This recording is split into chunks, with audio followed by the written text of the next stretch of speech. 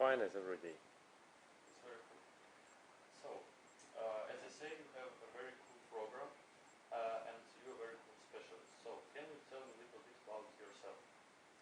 Um, I'm working in the Smart Materials Research Institute.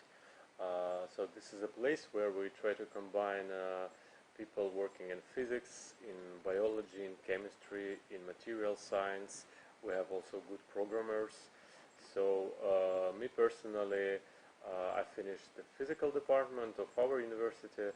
Then I had a PhD program in Italy in chemistry. And so now I'm working at the interface. Also, I'm the head of the master program for the next 2 years. So I teach a lot. I do some research also a lot, and just it. You said that you do a lot of research and job, but what do you like most of the job? Let's say I like freedom, because every researcher determines what things he wants to discover. Then I like feeling that what we're doing can be useful for many people and can improve our lives for better in terms of new materials, new technologies, and so on. And then, of course, I'm always happy to solve some difficult tasks which only few people in the world can solve. So, yeah, it's very interesting. But are you doing any research right now? Not right now, Not right now. of course, because we speak with each other. Yeah, sure. Yeah, but yeah, actually, right now I'm involved in many projects. Some of the projects I'm responsible of. Then I help my colleagues, and many of them are international. So yes, every day we're doing a lot of research. So, you're talking about your colleagues, but can your students to participate in your researches? Of course they do, and if they do, I call them colleagues as well. And it's not only PhD students, also master students participate, and the smartest of them start even from the bachelor. Yeah, you say a lot of very strange words about the program. It's a little scary, but is it difficult to enroll in your program? Not very, so it's not very difficult to start, but you need to have a will, and you need to wish to finish. So what do you need to start? You need to know English, because we teach in English, and you need to know the basics of physics, chemistry, maybe some basic programming. But the more important is that every student should have a dream.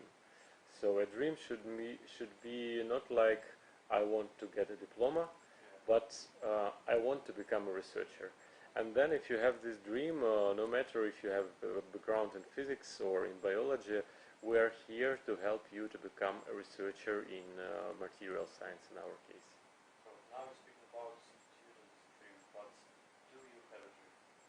Me personally. Yeah, personally. Yeah, I think the main is that the dreams of all my students will come true. That's very interesting. So, tell me a little bit about accomplishment you are most proud of, because I know you do a lot of. Yeah, we do a lot of research. Let's say I'm proud of working in the group which is very famous in the world, All the world. all the world, for our work in the field of synchrotron-based research. One thing that we are doing, we are working at big accelerators called synchrotrons. These are very big buildings which you can see from the airplane, for example. So if you have one in your city, you definitely know about, but most cities have none. And it's very difficult to get there. It's very competitive part that you apply to work there, and a jury of world leading scientists will decide if you are worth working or not. So we go there quite often. We spend, I think, more than some 1,000 hours every year working in these huge facilities, and also the methods that we develop. Uh, I can realize that people, other scientists, they also use some of the techniques that we have developed, and this is very cool. So you also help the other scientists. Of course, of course. So now, with all these machine learning technologies being applied everywhere, we try to apply them for our data, and we develop new approaches that, in principle, every scientist can take and use to analyze his spectra or other kind of data. It sounds really very important. So we're talking about the world. The programs are global, but how do you live in Rostov on Don?